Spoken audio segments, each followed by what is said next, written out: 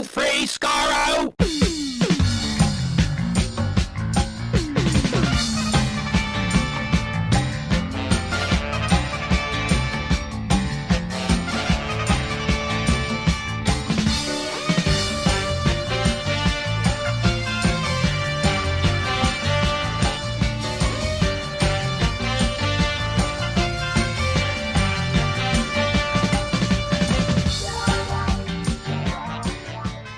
Hello, everyone. Welcome to Radio Free Skaro, episode number 873.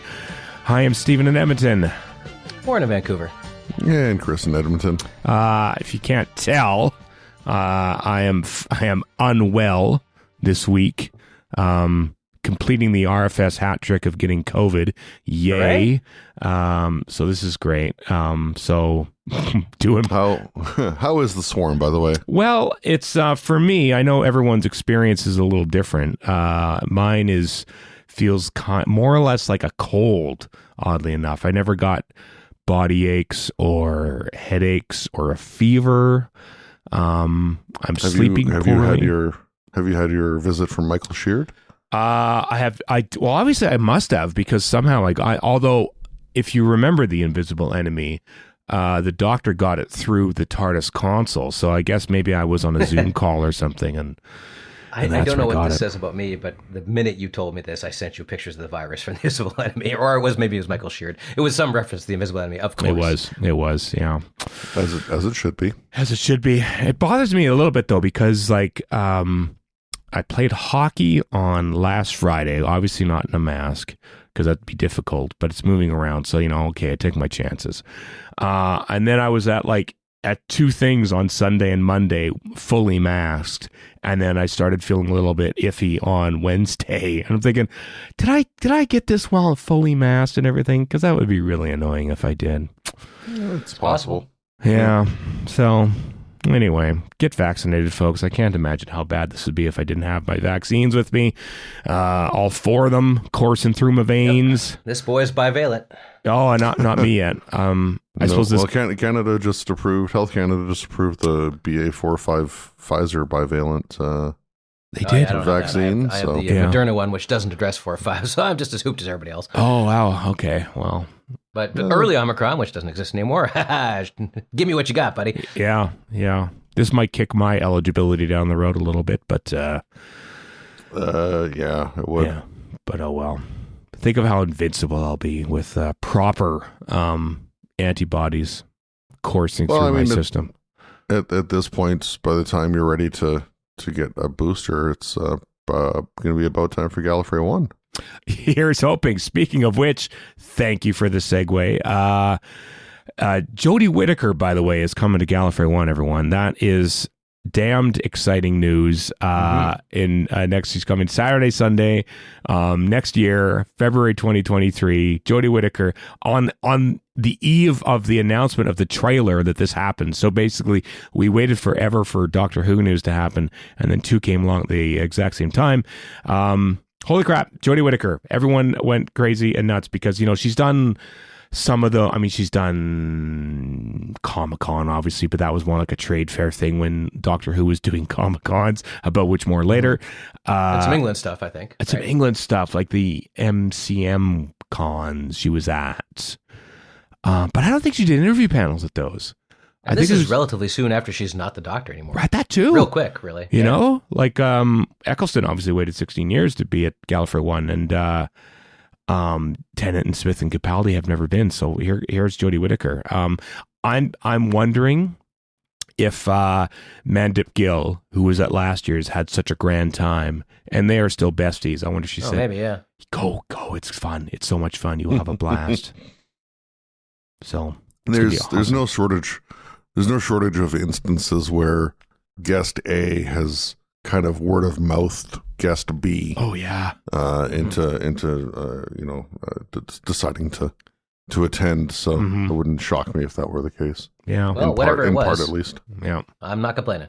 No, celebrating. It's going to be great. She's going to have a great... I'm just like, I know people have been sort of like, imagine, you don't have to imagine, it's going to happen, that there's going to be a group photo of about 158 different Jodie cosplayers. And then Jodie Whittaker will no doubt find her way into one of those group photos. That would be great. It's going to be such a celebration. Honestly, let's face it. It's going to be a better celebration of the Jodie Whittaker era than the BBC was doing. Yes, that's true. Tickets are still available for Gallifrey One. Jodie Whittaker's there. Colin Baker, Janet Fielding, Sophie Aldred, Wendy Padbury, Fraser Hines, amongst a whole bunch of other people are going to be there with more guest announcements to come. But I mean, Jodie Whittaker, holy crap! It's done. Also been announced in advance that Deb Stenish and Ty Gooden will be doing the interviews. That's right for Whittaker. Mm-hmm. It's Saturday, Sunday. So she will not be on the Radio Free Skaro live show. Sorry. She never would be anyway. Come on. Yeah. I mean... would that we would be that lucky? That would be insane. She'll fly in a day early just to get up for the RFS live show. I would not wish that upon her, no. No. Be there quick. Come on. I'll pay for your flight. It'll be coach, but I'll pay for it. and a discount airline. But besides that... Yeah, I know. It'll be Ryanair. I got you great seats on Ryanair. It's going to be a boat. Okay, it'll be a boat. It's going to be a raft. I'm sorry. And we'll only talk about adult life skills. And that's it. No Doctor Who. No Doctor Who at all. Your appearance in Black Mirror in the early seasons. No. We'll talk about acting with Peter O'Toole, and that's it. We'll cover from 2006 to 2009. And this is okay. On your way to the rest of the convention, Jodie Whittaker. She's going to be great. She's going to have a blast at Gallifrey One. I look forward to Gallifrey One because it's fun. One thing that hasn't been, I'm hoping that they do the evening reception stuff as well with her and all that. Or cafe clutches, maybe. Who knows? Oh no, cafe clutches are more for... It would be cafe clutch. Yeah. No. Probably not. Yeah, it's gonna be the paid stuff because I know Eccleston did those, and everyone. Well, it's I a know, Showmasters thing, right? So yeah. Everyone I know who attended the Eccleston evening things had an absolute blast. Oh, I can imagine. I'm Whittaker seems such an affable person that I'm sure she'd be very good in those situations. Yeah. Going to eat it up. She's going to eat it up. She's going to be the belle of the ball. She's going to have the convention in the palm of her hand, owning everyone. It's going to be. This is me wish casting. But what if she dressed up as she does for her birthdays? What if she did some like on Saturday? Somehow she knows that's like the show off your costume day, right? And again shows up in something ridiculous. Like that'd be great. I think it's her birthday coming up. For some reation, I have it in my head. It's like October 28th. Am I right about that, or is that Matt Smith's birthday? Why do I know the birthdays of Doctors Who? I don't know why. Would you answer your own question? Oh, I'm so pathetic. I tell you. Okay, don't let the COVID get you. June 17th, 1982 for Jodie Whittaker. June 17th. Okay, so it's come and gone already. Not even close. Oh, wow. Right before I started watching Doctor Who. Was it a portent of anything? No, of course not. Matt Smith is October 28th, 1982, so he turns 40 in a few weeks. Yeah. Wow. 40 years 40? old. How is Matt Smith 40? I know, he's 40. He was like 12 when he was cast as the Doctor. And arguably, I was thinking about this the other day, arguably probably the biggest star of the new era because he's on House of the Dragon, which is a huge deal. So he is theoretically the biggest star of any of the new Doctors. I'd say it's still David Tennant, man. Yeah. No, he's Tennant, but look at what Tennant does. Like he's on British TV. He's never Harry Potter. Well, Harry Potter's before Doctor Who. No, he's barely in Harry Potter. Yeah. Like they were shot back to back basically. He was in that Marvel Netflix show, but I just think like House of the Dragon. Jones. I'm not saying he's better or worse. I'm just saying in terms of sheer star wattage, that guy Matt Smith is in one of the biggest shows on TV. And The Crown. He was in The Crown too, and everyone. And was, The Crown, yeah. Yeah, he was. So in terms of horse race nonsense, it doesn't matter. He is in the lead. Good omens. I don't think it's as big as. Again, I'm not cutting anybody down here. I'm just looking at stats. Stats, for God's sakes, is what I'm doing. Yeah. Let's see here. So anyway, Gallifrey One. It's going to be great. My word. Jodie Whittaker, come to Gallifrey One. Get your tickets now. They'll probably sell a lot quicker now, folks. So get in there to see Jodie Whittaker at Gallifrey One. And obviously the great thing with Gallifrey One, there's more or less. I mean, I say there's no velvet ropes, but you never know. Like with Jodie Whittaker, the way that she is, like I don't see her as a velvet rope person. So like I'm just gonna nip out the back and hide and everything like that. Like I feel like she'll be in there. Like like this. I could see her at the pub. Yeah. Like she might be at the pub or like in the, she certainly will just like the photo call. There's going to be, there's going to be at least one impromptu photo call of all the Jodie Whittaker cosplayers. Easy. Outside, so many. There's going to be so many Jodie Whittaker cosplayers. So many. It's going to be great. What a great celebration for her. As she approaches the end of her time on Doctor Who, which is coming. If we can officially say it, folks, October 23rd. Because the trailer dropped on Saturday. Saturday at 8:15 a.m. Eastern time. I'm assuming they dropped it to try and coincide with New York Comic Con to sort of have it be a bit of a buzz there, despite having precisely zero presence at New York Comic Con, unlike many other entities like Star Trek and Good Omens that you mentioned before. But I'm guessing that's what the thought was with dropping it. Now, but it was labeled as a teaser trailer, wasn't it? I think. Which no, may imply another one's on the way, which I doubt. It's trailer, and no one. Trailer? It's no one. No, there's no one coming. This is it. Well, here's my take on it. Sure. And this is just trailer structure. Usually, you have a teaser that just here's an example: Black Panther. They come out with a teaser trailer that doesn't really tell you much, but gives you the tone of the thing. Right. And then you have the trailer, which they just came out with last week, which gives you more of the story. And this one is in teaser trailer territory. It doesn't tell you barely anything more about what the story is about, which is they're behind in terms of trailer structure. Yeah. Graham Burke, sorry, this is the part where we complain about promotion again. Graham Burke on Twitter said this is basically a sizzle reel. And this is the one you put out in July. This should have gone out for San Diego Comic-Con to have people talking about it, and then you build up something, because right now it's just like a bunch of stuff. It's just a bunch of stuff. Here's what's in it, but there's no real hook or tease yet. It's just like, here's stuff that's in Doctor Who. Does it tell us anything that we didn't know at the end of Sea Devils? Seismologists are being kidnapped. I'm gripped. There's very little, right? So, there's Daleks, there's the Master, there's Cybermen, which we all saw before in the Next Time trailer after Legend of the Sea Devils 7 months ago. There's bits of Zapruder, which of course we all did, but not really. There's not really there's much. Two TARDISes in one shot, so that could be, hopefully, means Joe Martin's Doctor gets a final send off as well. One of them says "ah ha ha ha ha" on the pull to open sign. So the Joker's in this one. Okay, could be. But yeah, it feels like they're a trailer behind. Now, contrast that with, and I hate to go here, but contrast that with the trailer for Star Trek Picard that we got. I hate that you went there. No spoilers for that, just in case people don't want. But you know what? This is like the third trailer they've had for Star Trek Picard, which has also been in the can for a while, just like The Power of the Doctor. But now that reveals a lot that wasn't said before. Right? Here's the thing, though. Disappointing for different reasons. It is, because that, oh boy, it's not going to be good. It's going to be a car crash. It's not going to be good, folks. But the fact that the trailer makes you think it's going to be good is like, here. It is a better trailer. It is inarguably a better trailer. Right. Because it builds up to something. There is, surprise reveals at the end. There's sort of like a general trailer structure.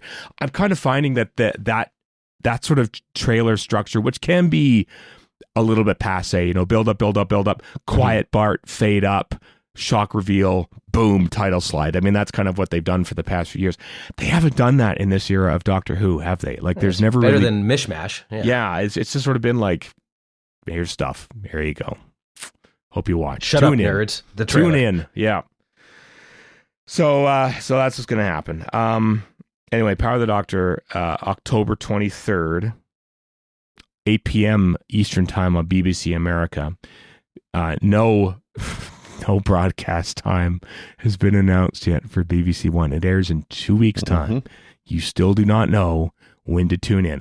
Although, and probably keep a certain. I mean, is it a spoiler to say the broadcast time of a dog? Apparently it is.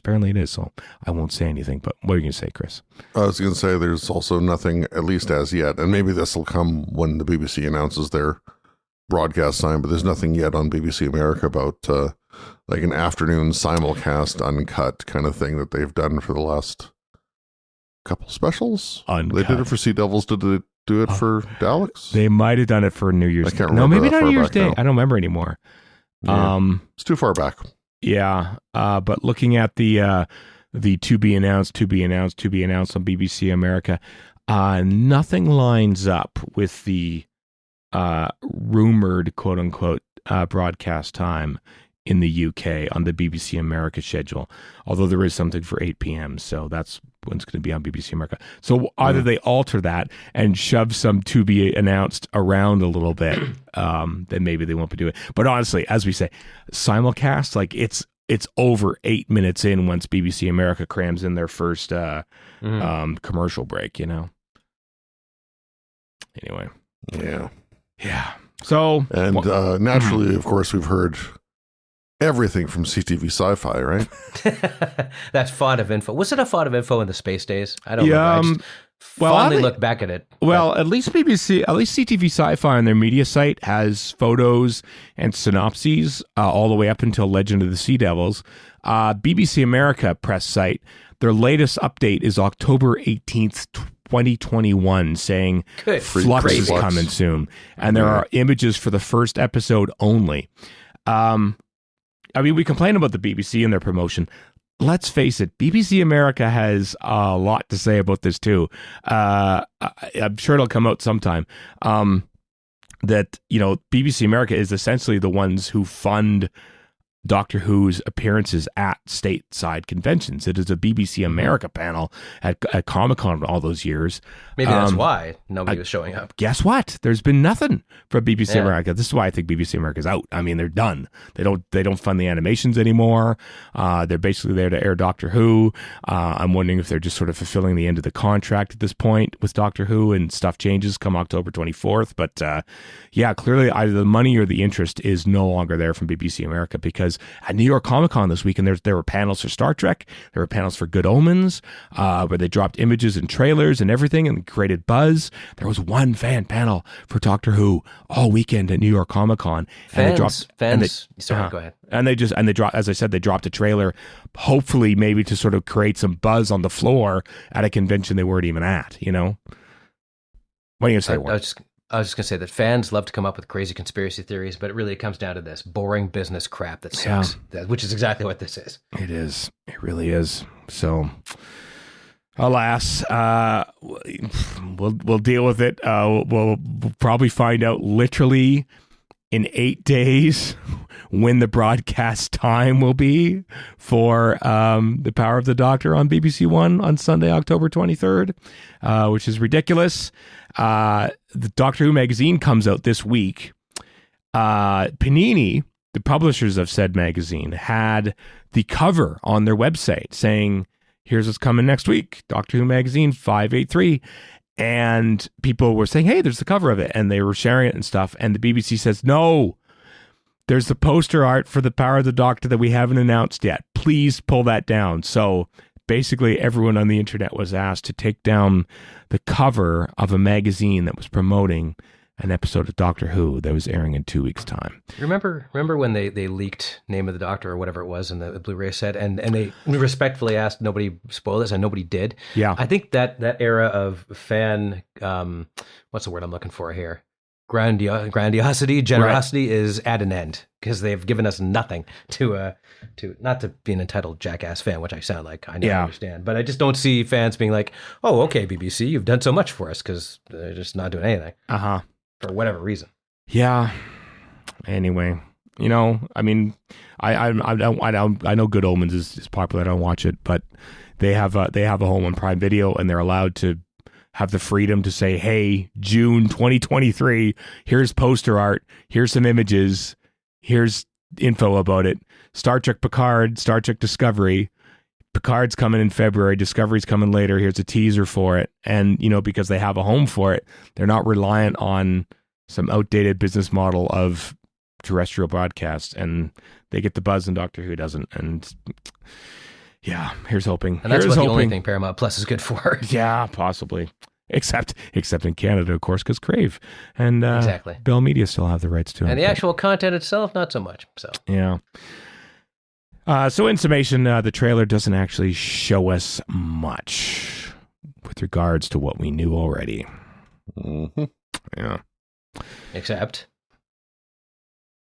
what? Except Ace and a certain item of clothing. Oh, right. That's right. That is in the trailer of Zapruder.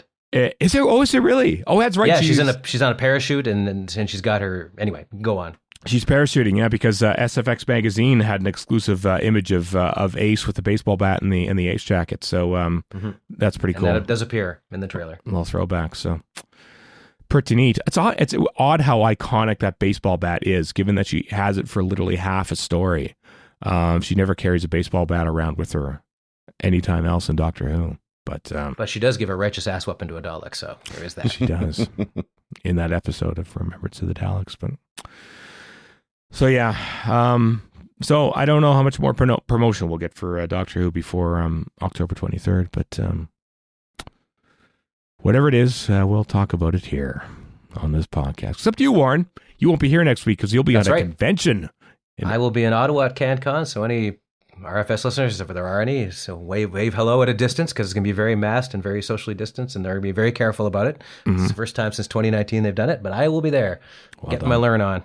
Well done. Kyle Anderson will join us next week, and he'll probably have some thoughts on the current state of Doctor Who as well. So basically, it's all the airing of the grievances leading up to October 23rd. With various He's a good griever. Yeah, a little bit. Festivus comes early this year. It does a little bit.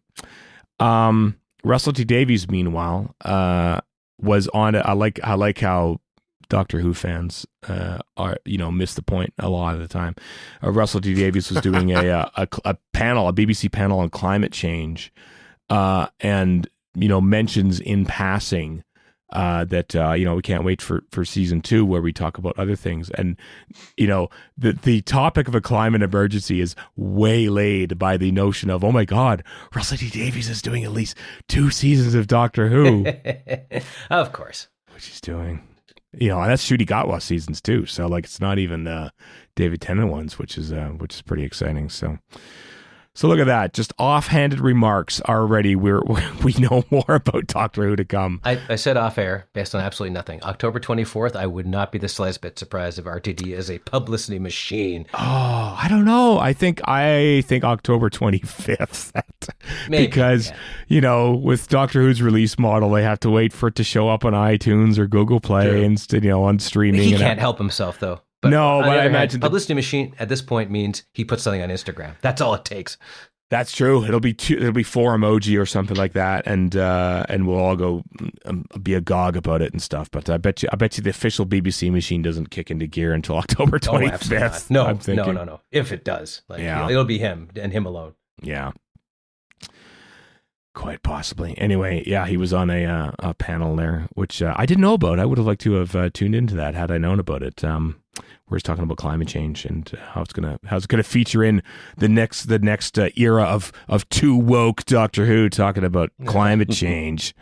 Stuff. We're gonna get Orphan 56, 57, and 58. Sweet. Yeah. I kind of like how he addressed about how naive he was with Eccleston's comment, the Ninth Doctor's comments in The End of the World. You think you're going to die, with poison or beef or global warming or something. And he thinks, actually, well, probably will. All 3, really. Yeah. So it's kind of neat that he's matured a little since those days. So interesting stuff. How's the voice hanging out? How's the voice carrying on here? I wonder. Getting there. Am I getting through this? All right. Mm-hmm. I think so. I have faith in you. There's been a lot of buzz about this, which is obviously means that missing episodes are imminent in their return to Doctor Who's archives. The Radio Times has put out this treasure hunt. They've been plugging this a lot. Rafe Montague posted in it. Rafe Montague's doing a lot of missing, believe wipe and that sort of thing. And he's putting the call out to all you film collectors who might be unaware that you have vital Doctor Who content in your archives to check your basements and your sheds for Doctor Who stuff or any other missing media, because you might be holding a gold mine.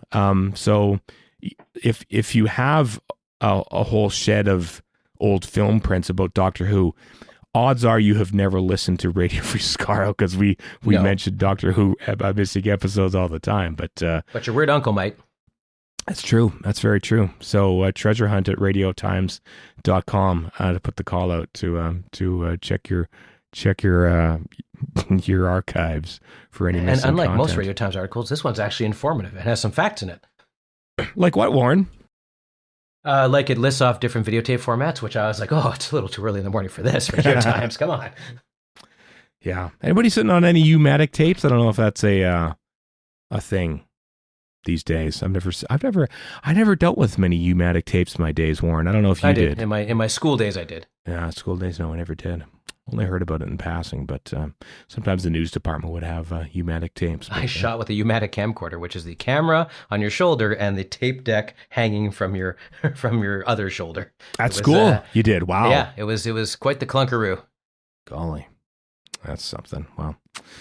Anyway, links in the show notes if you have any film cans kicking around. That goes for anyone in the Toronto area who worked at CBC in 1964-65, just in case you have some cans of Marco Polo that you made copies of at the CBC and you never bothered to return 60 years ago. Now's the time. So I thought those are all very well accounted for, though.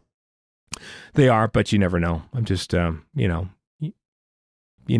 you're wish casting now. I am wish casting a little bit. Yeah, I mean, Bing Crosby. Have I told this tale before? Bing Crosby was the part owner of the Pittsburgh Pirates in the 1950s and 60s, and wanted to watch Game 7 of the 1960 World Series between the Pirates and the Yankees, but was so superstitious and terrified that his team would lose that he asked someone to make a telecine recording of it so he could watch it later. And that recording wound up in his wine cellar for like 50 years in pristine condition. And they found it. It says, oh, look at this, a pristine broadcast of Game 7 of one of the most consequential World Series of all time. And now we have a complete really copy cool. of it. Yeah. So... I was hoping this story would be Bing Crosby, in fact, has copies of Marco Polo, but no, not well, not to be. maybe, listen, maybe he was, you know what? I'm a fan of the Pittsburgh Pirates, Beating My Children, and 1960s Doctor Who. Wow. And this took a bit of a turn. I want to get, can someone, I'm nervous about how Doctor Who is going to turn out. Can you make telecity recordings of Marco Polo? Was it just his children or was it his grandchildren as well? Could have been. I don't know. I'm mostly going off. Let's just stop talking about Did this. Denise Very Crosby ever have unpleasant any topic. stories? Oh yeah, Just to tie that's Star right. Trek back That's into right. it? She's a Crosby. I didn't know that. I did not really, until this very moment, I had no idea she was a child of a Crosby. She was a grandchild of just Bing, like Ethan yeah. Peck is a Gregory Peck's kid. Gregory Peck, yeah. Or his grandkid, I guess. Yeah. Yeah. I don't know Gregory Peck's story, and I'm only going off a Family Guy side cut. Well, that reliable barometer for great. my Bing Crosby information. So I'll they throw have good lawyers, so it's probably true. I'll throw in allegedly to cover my bases there, but Please do. Yeah. If you not just Doctor, if you have any telecity recordings of the 1972, 73, and 74 World Series, those don't exist. The 72 and 73 Stanley Cup Finals also do not exist. Again, on people film. listening to RFS probably don't. Probably don't know about that, but Other than you. You're the most likely suspect on this. True. Missing sports footage is also a thing that I'm well aware of these days. So anyway, let's test the limits of my COVID-infested voice here and take a nip back in time on the Timelash. You want to remember when I said that I, for some reason, knew Matt Smith's birthday, and now June 17th, 1982, which is 10 years to the day that the Watergate break-in happened, because I know dates there too. For some reason, October 9th, 1965 sticks out of my head, because that was the broadcast of Mission to the Unknown. Why do I know the original broadcast? Why does that stick out in my head? Why? Maybe because those kids, university students, redid it, and so that it probably was in the public parlance at the time, so it's more prominent than it would be otherwise. Could be. Or you just like things marked TA. I don't know. You know, they're not even sure that's the actual production code, T/A. I got it. You're an obsessive weirdo. That's what it is. That's exactly it. I can go with that one. Yeah. That's exactly. One thing that not pre-dab. This morning, going through Time Hop, I was reminded of October 9th being the anniversary of Barry Letts' death. So I'm going to start there. Yeah.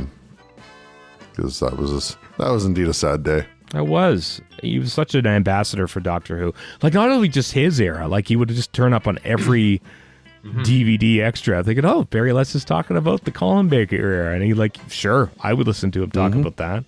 Well, I mean, over and above his era, I mean, the BBC bringing him back for season 18 for J&T's first year to, guide J&T into the role. Despite J&T having been working on the show for however many years up to that point. And, I know. Knowing it inside and out and all that. But it's funny how they thought that. They threw Philip Hinchcliffe, age 29, onto the show for Tom Baker. Think, sure, launch a whole new era. Sure, go for it.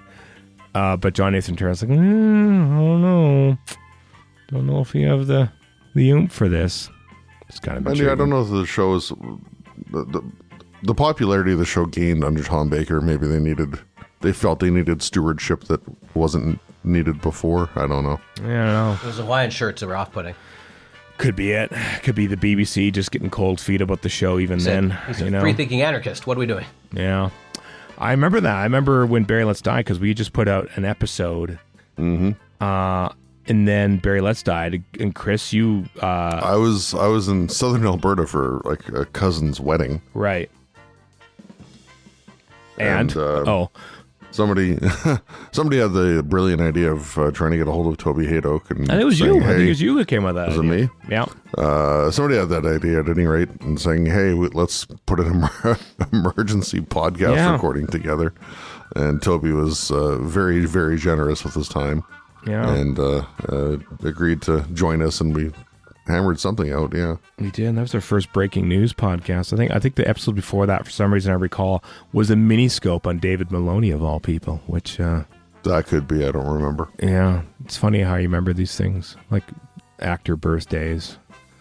Happy birthday, Fiona Cumming, the late Fiona Cumming. One of 59 directors of classic Doctor Who, for instance. Speaking of dumb things that are in my brain, COVID messes with your sleep, and so I spent part of last night trying to think, I know what will put me to sleep. Counting the number of directors who worked on classic Doctor Who, assuming that I would fall asleep before I got to the end. Folks, I did not. I counted 59 different people working Doctor Who. I've never heard a more Steven thing in my life. And can you name them in order? Please don't. I don't want to do it now. I don't want to do it. I have no voice left. Your voice is already hanging by a thread here. I wouldn't don't do this to me, Chris, because I will do it. That's fair. I can't do it. There were 26 in the 1960s. Is that enough? And then, okay. It's almost half there. Stop yourself right now. Check yourself before you, in fact, wreck yourself. Yeah. Just to jump around a bit, one thing we always like to talk about is Nyssa. So we do. We love talking about Nyssa. This is the Nyssa podcast. In 1980, it was decided that she might stick around, so they apparently changed her contract to option her for 28 more episodes. Wow. Which is insane, because like we look at 1964 as a comparison, for example, where Maureen O'Brien was contracted to play new companion Tanny. Yeah. Yes. For 12 episodes. Right. Like, what did that count for? That was the Rescue, Romans, and Web Planet. That's it? Yeah. Yeah. With the introduction of iconic villain Coquitlam. Coquitlam. Also, I want to give a shout out to Sage Young, who says iconique in a French accent, because now whenever I see the iconic car, I cannot think of anything but her saying iconique. Oh, the Hyundai Ioniq. Yeah, that's right. Yeah. Not really. It's now the iconique in my head. We almost bought an Ioniq. And Johnny Byrne, who made off like a bandit because he got 50 pounds for every episode. Well, he did. Sarah and Sutton also appeared in. I'll tell you, he didn't make up like a bandit, Sarah Sutton, because they actually restructured her contract to take 2 episodes off for Kinda. Because Christopher Bailey had one look at this. It's like, get her right Nyssa, and it says, nah, I ain't doing that. She's napping. She's napping in the TARDIS for 2 episodes. She got nardled. She did a little bit. So there's no Nyssa and Kinda. Or he got Nyssa once too. Yeah. Location filming for Black Orchid happened a year after that, though, which is pretty exciting. Love Black Orchid. Don't care. Is it, though? Well, maybe not. Was this a cricket scenes, I wonder? In Witham, East Sussex? I don't know where they shot what when it came to to that. I do love, I want to point this out on October 9th, 1973. Recording for Invasion of the Dinosaurs takes place at an unknown location. It's like, wow, were they secret, like MI6 was onto them or something? This might have been in like the early morning stuff that Patty Russell took out. Probably, yeah. And not the green screen puppetry that we all love so much. Yeah. Yeah. It could be like the driving around London at 5 o'clock on a Sunday morning, getting all that B-roll. Yeah. Also of note, Ealing Film Studio stuff in 1963 for the first story, An Earthly Child, took place. So like the fight scene with Jeremy Young and the guy that played Cal, I can't remember the name now. Derek, not Esbit. You know who I mean? That guy, Derek Newham. Newham? No, I have no idea. Directed by Douglas Camfield, anyway. Douglas Camfield, I think, did a lot of the fight scene for that, and amongst other Ealing stuff. That wasn't the very first shot of the caveman outside of the TARDIS. That was shot on September 27th. I know this from memory, folks. This is why I have COVID. Obviously, I don't have COVID brain. Yes, that's exactly why. Because COVID brain would make me forget these stupid things. But no, I know that, if anything, COVID has enhanced my knowledge of useless facts. I like how you throw trivia and victim blaming somehow into the same sentence. It's great. It's really quite inspiring, actually. Oh, yeah. Let's move on, shall we? October 10th. What happened, October? Happy birthday, Victor Pemberton. Born in 1931. Later wrote Fury from the Deep and was script editor for Tomb of the Cybermen. And then hung him up. And also wrote Doctor and the Pescatons, the radio play in 1976. So there you are. Anything jump out at you for October 10th, fellas? 1977. Sure. I think Chris What happened then? thing. What happened in 77? Romana's name was going to be Romy at first, as in Romy and Michelle's high school reunion. Yeah, because Louise Jameson leaving Doctor Who because Graham Williams foolishly thought that she would just sort of come back, and Elizabeth Sladen say, "Nope, I'm done. I have much more important things to do. Like, sadly, not really have much of an acting career after she left Doctor Who." So she issues a character outline for Romana de Vratralunder. I'm not sure I knew that Liz Sladen was asked back after. I didn't know that either. I knew she was asked Louise for Jameson's departure. Yeah, I knew she was asked back for End of Tom Baker, but Yeah. I guess I didn't know that. Yeah, later on, yes, but I didn't for like season 16. I don't know that I knew that. I mean, I roll my eyes at Tennant coming back, but that would have been, at the time, she would just be one companion's in between, so what the hell? Like, that would be kind of silly, too, honestly. Yeah. Much as I love Elizabeth Sladen and Sarah Jane Smith. Mm-hmm. Oh, yeah, we all do. We all do. Well, let's move on to October 11th. Happy birthday, Nicola Bryant. Nicola Bryant, of course, plays Perry in the 1980s. So happy birthday to her. Also, It's crazy to think she's turning 62. Wow. I can't fathom her being 62. In my mind, she's always like, 25. I can't fathom she's only 10 years older than me, so I'm a little freaked out. A little bit, yeah. Well, I mean, there are three Doctors Who now that are younger than Chris and I. Yeah, and there are probably plenty more for me, because I'm a demon of the ancient world, as we know. No, David Tennant also is slightly younger than you, Warren. He's born in 71, April sometime in 71, I want to say. So just barely scraping by, like 6 months, 4 months? Something like that, 4 months. Something like that, yeah.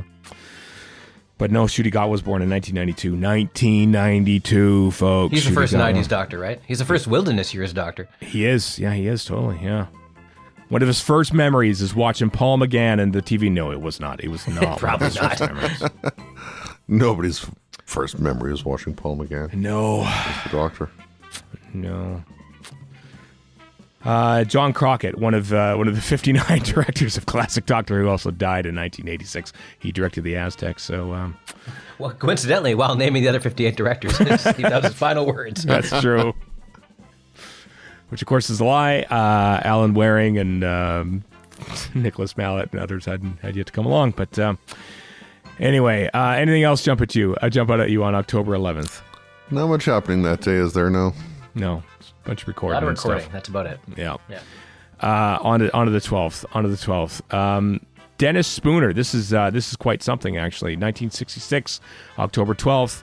Dennis Spooner is contracted to rewrite portions of The Power of the Daleks in response to Sidney Newman's criticism of the portrayal of the second Doctor. This is crucial. This is because basically he is like this weird hobo when they first come up with him. And Patrick Troughton's probably thinking, what if I blacked up and played an Arabian Prince? And so Sidney Newman takes Innes Lloyd on a big, long walk around BBC TV Centre and outlines to him what should happen with this new character.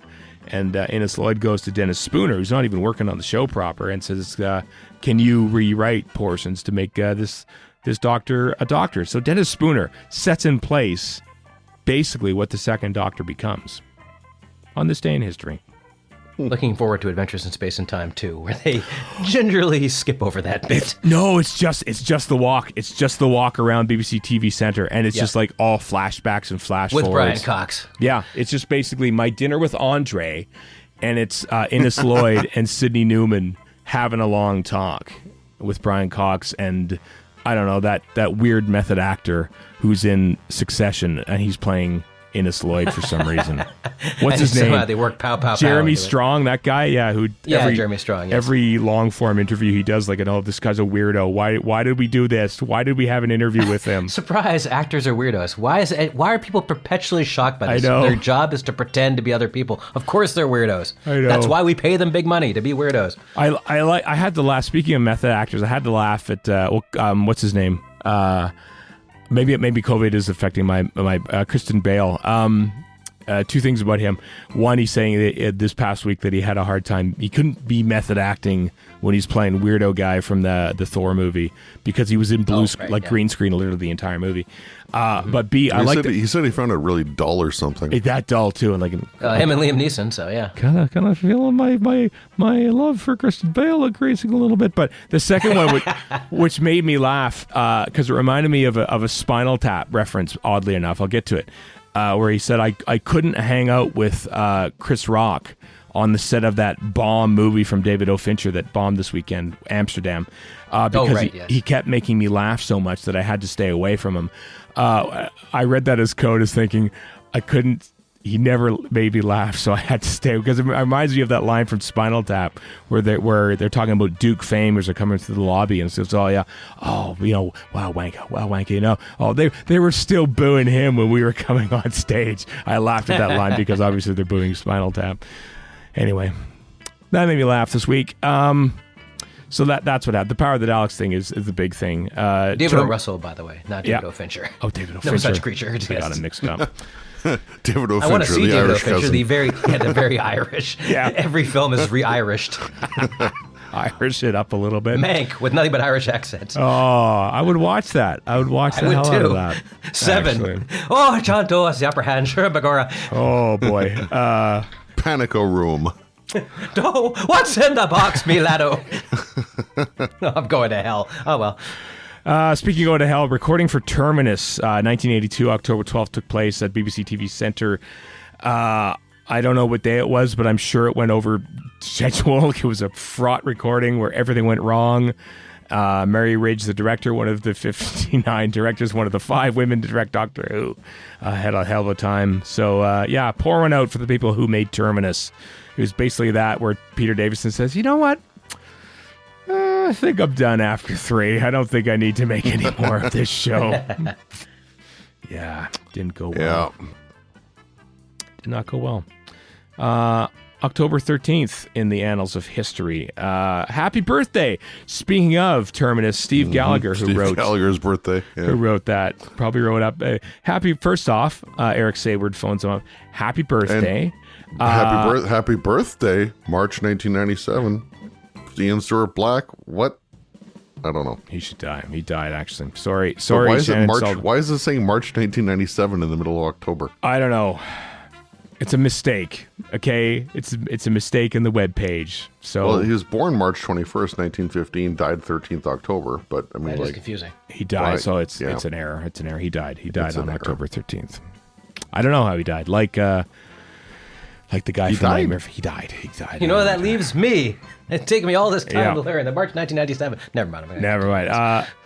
This is hilarious though. First off, Robert Holmes withdraws the 6 doctors from consideration for the 5, what eventually becomes the 5 doctors. I'm not writing your damn show for you. If you don't like it, say a word. I'm out. And so that's what he did. But I'll tell you what, I do have one of the greatest Doctor Who stories ever in me. I could write that if you want for next year. And says, sure, we'll take Caves of Anjazani from you. I like this. October 13th, 2006, recording for Daleks in Manhattan, Evolution of the Daleks takes place in New York City. Basically, a guy and a camera, Phil Collinson, and I think James Strong, right? The director of It's not Hawes. it's on Hawes, went over and shot plates, background plates. That was the first overseas recording in the modern era. And now they go to South Africa and Spain and Cayman Islands and not Cayman Islands, And New York properly. New York properly, and Angels Take Manhattan, and yeah, they've done some proper stuff, but that was the first, and they had to like fight to get that. Like, can we go over for a day, maybe? Fine, but you can only take 2 people. And you gotta borrow a camera. You can't pay for it. We don't have the money for it, and now they're just, well, not anymore, but you know. Well, also consider, I have no idea if this played into any decision making or not, but think of when Daleks in Manhattan was made Right. in SD versus them taking HD cameras to Monument Valley, Right. and how beautiful that looked. Oh boy, right? And that was like what, 5 years later? 5 years later, they That's shot. early, 2011, quote-unquote, HD, yeah. but it still looks 2011. great. Yeah. That's not even Cook lenses and Aries, I don't think. No. I mean, it might be Aries, I don't know. Well, 20, yeah, Yeah, it's shot in 2011. 2010, Yeah. because we got Impossible Astronaut, Day of the Moon, being filmed in 2010. Oh, 2010. That's right. Yeah, it's 2011. So 4 years later. Yeah.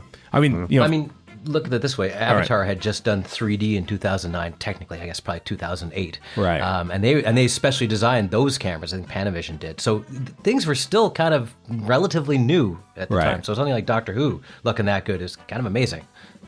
Yeah, it does actually. And just like, I mean, we spoke of BBC America and the downfall thereof. Boy, oh boy, it wasn't back in 2010 because they were like paying for. This is part of the reason they were chipping in money so they could shoot in the U.S. You know.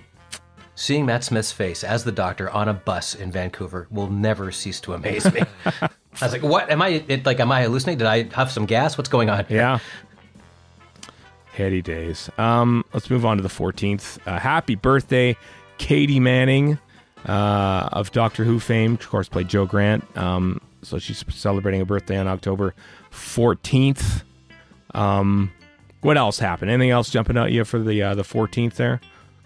Philip Martin, Vengeance of Eros. That in and of itself is not great. I just want to hat check gangster's man himself, Philip Martin. Yeah, late great Philip Martin, who was on RFS a couple times when he was at Gallifrey One that one weekend in 2020 or 2019. I can't remember when it was now, but that's right. The Hand of Fear, which is originally intended to close season 13, but was a script nightmare and was thus pushed back to season 14, and Seeds of Doom hastily created to fill its place. I like that they just says, "Oh, we'll just create one of the most iconic Doctor Who stories of all time." that's how it usually works. And then As a Hand of Fear still replacement. kind of sucked, but oh well. A little bit.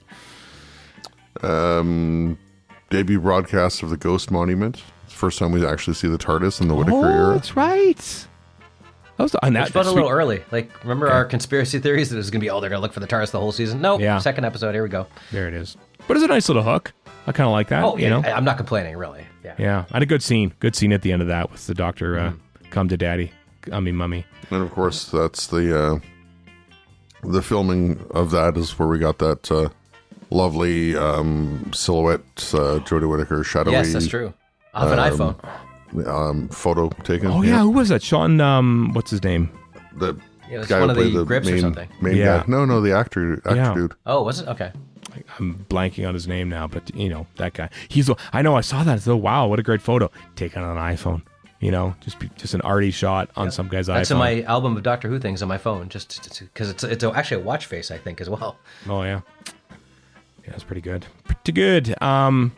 Let's wrap then on the next day. We're wrapping. That's the last day, right? October 15th. It is. Debut broadcast of 10th Planet, where we get our first proper shot of the Cybermen, even though we appeared at the cliffhanger the previous week. We see them properly in episode 2 of the 10th Planet. William Hartnell's penultimate episode, because he more or less doesn't appear in episode 3, having fallen ill. A bullet dodged on October 15th, 1968. Dick Sharple's incredibly sexist The Prison in Space is abandoned. Don't you mean sexy? Going back to your Spinal Tap references. Yeah. Oh, boy. It's so good. Can't call it that sandwich. Oh, man. What else happened? Look at this. Speaking of far-flung foreign locations, recording for Planet of Fire takes place in Lanzarote in Spain and the Canary Islands. Which is pretty cool. Directed by Fiona Cumming. Bernard Cribbins, October 15th. Speaking of iconic. Yeah, 2007 agrees to portray Wilfred Mott during season 30. Come on. Series 4. Because he replaced Jeff Noble, played by Howard Atfield, who sadly had fallen ill and, of course, would later die of cancer. By that point, some scenes of which had already been shot. So there. Anything else? Anything else in the time lapse for you there? Nah, not for me. All right. Stephen Gallagher officially being commissioned to write Terminus. It's quite a good week for Stephen Gallagher.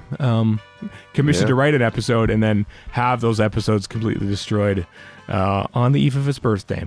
A good Twitter follow, by the way. He's quite entertaining on Twitter. Yeah, I like him.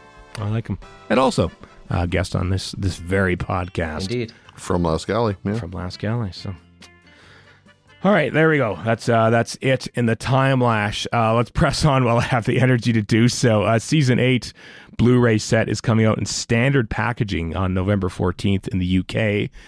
Standard packaging, aka the only packaging available here in North America for those. So yeah, I don't even know what the actual original release packaging even looks like in the UK. You know, is it that much different? Nor I. No idea. I only buy the North American ones. So we're peasants. We have no clue. No, not really. Doctor Who Am I? The documentary about Matthew Jacobs is coming out on Blu-ray November 28th in the UK. It's premiering somewhere on another festival or something this month, I think, or something like that. Was it the cinema release this month? Oh, cinema release too. That's right, in the UK. Yeah, in the UK. Yeah, this is really ramped up really quick. So that is pretty cool. Doctor Who Demonquest, the vinyl, Tom Baker signed edition, 10 LP version, red and black vinyl, very nice looking. That's coming out December 2nd. It's a lot of money. It's like £170 or something like that. So wow, that's like Big Chief money is what that is. It is a little bit, yeah. Big Chief. Yeah. I haven't seen many from them actually in recent months, but so that's the thing. A couple big Finnish things. Unit Brave New World Visitants is due December 2022, and Jacob Dunn. This is his last one apparently for the 11th Doctor Chronicles. Geronimo's out now. I didn't know he wasn't doing it anymore. Does this mean that Matt Smith's return to Doctor Who via Big Finish is imminent? Is that what this means? Probably not. Or not. I don't know. Who knows? It's not like he has anything else going on, as we discussed squeeze in some earlier. House of the Dragon time. Yeah, set up a little sound booth in his trailer and do some Big Finish on the side. Yeah, exactly. Why not? While you're waiting for other really good TV roles and really bad film roles to come in.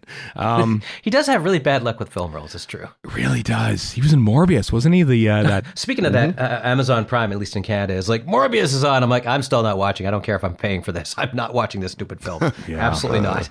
I did watch Morbius, and he's fine in it.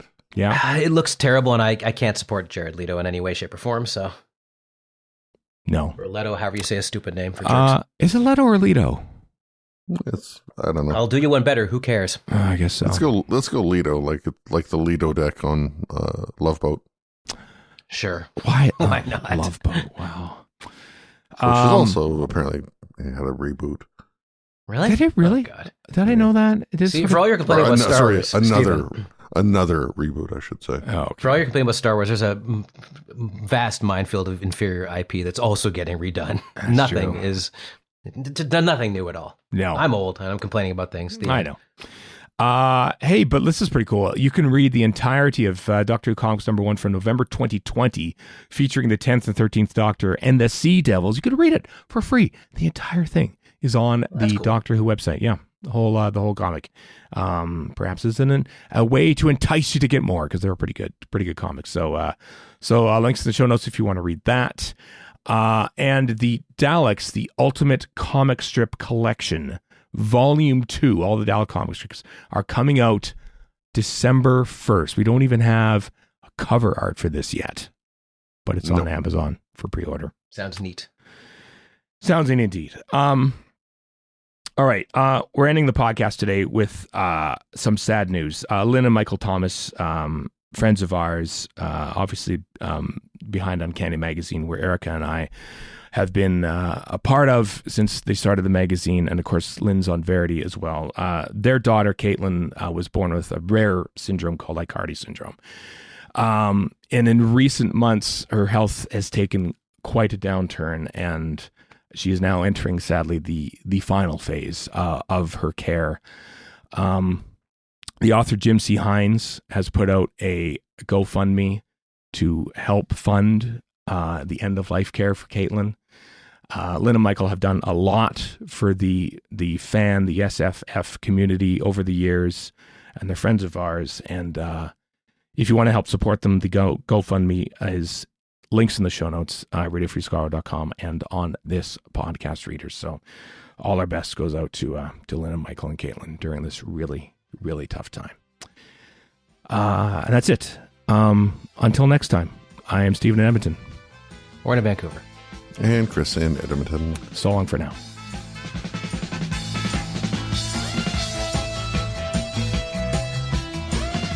You've been listening to Radio Free Skaro. Find us online at radiofreeskaro.com. Follow us on Twitter and Tumblr at Radio Free Skaro. Subscribe to us on iTunes and donate to the show at patreon.com/Radio Free Skaro. Thank you.